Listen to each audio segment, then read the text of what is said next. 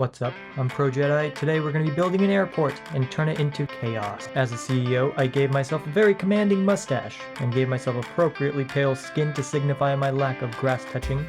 A man of such gamer skills deserved a great name such as Dabble McDabbledoo. It's French, don't question it. As the proud owner of literally the worst airport, I took it upon myself to keep the most boring looking airport logo for ourselves. Now let's begin. We are immediately offered tips by a phone, which we promptly remove from our much too intelligent faces. Our mission is clear: land some planes. A runway is placed, parking is procured, taxiways built, money laundered. With much haste, we begin to set up a terminal for our fellow NPCs to become victims of an elaborate scam. Wonderful experience, that is air travel.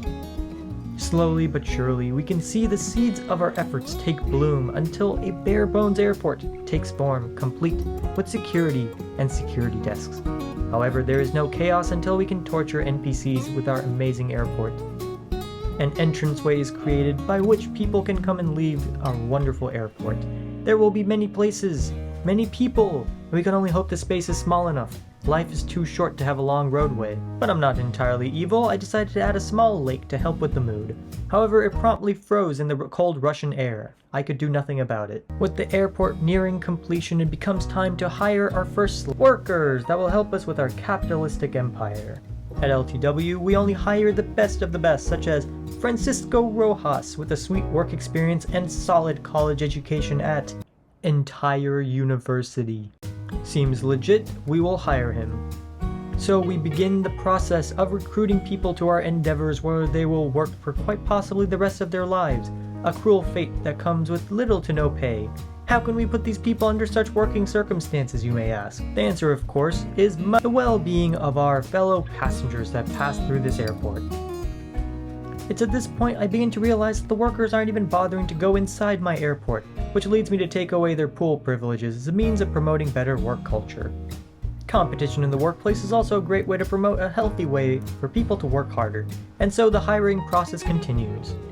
Naturally, we are highly selective in the people we hire. We all know how many choices of airport there are in the Gulag. Siberia.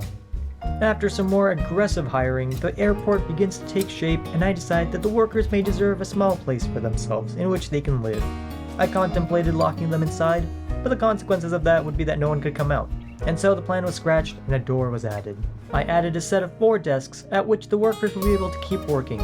You may ask why such few were provided for a staff of 20 and growing, and that would be a good question. At long last, I can finally connect our initial stands and make them operational. The setup has been quite the journey, and we are finally coming to a point where we can open the airport. Cement floors and all. People think they need fancy flooring and amenities such as toilets, but that is incorrect. What the people actually need is a utilitarian airport where the function is to get you to your airplane and give me money. However, in my quest for greed that capitalism brings us, I forgot that large airplanes are international airplanes, which leads us to a rather interesting problem of dealing with passports. No matter, we will simply hire the smoothest of brains to speed up the process of checking people's info.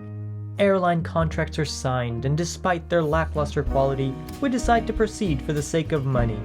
Despite the sandbox having instant building, I decided some construction workers were in order. I am the maker of jobs. Their paychecks will lead to immense tax breaks. The contractors arrive in a timely manner, and then they promptly invade the airport as a protest for better pay. After stopping the unionizing of some workers, I planned the schedule for our first arrivals at the end of the world. Despite thinking that no planes would dare come here, there were many choices for our airport. Let the people arrive. The first passengers start to arrive, and I'm astonished to find that they have failed to empty their bladders before arriving inside. Plenty of ice pits were available to them to complete their business, but none of them did so. Soon, mutiny would ensue as workers and passengers alike would begin complaining about their filled-up bladders. I had specifically made sure not to provide any food or drinks to the people here, and they still found a way to fill themselves with bodily matters. With security being so smooth-brained, it appeared I could not win this battle of illegal food and drink that was causing my passengers anguish. I decided to get ahead of the situation by providing them with a bathroom. The women were given plenty of toilets and 3 sinks, while the men got urinals and a single sink, because men don't wash their hands. As it turns out, they really needed to go.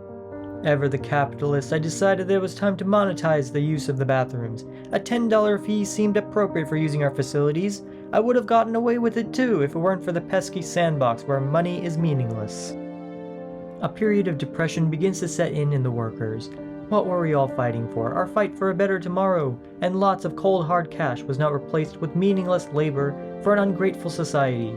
Customers complained about food when workers only wanted to go home and see their kids.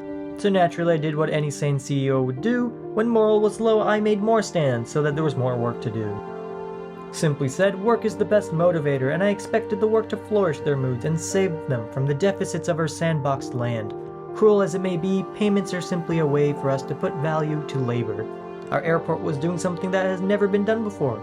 We're becoming communist, and working for the good of one man, McDabble Dude. And so work picked back up, and the employees were suddenly motivated for the good of the airport.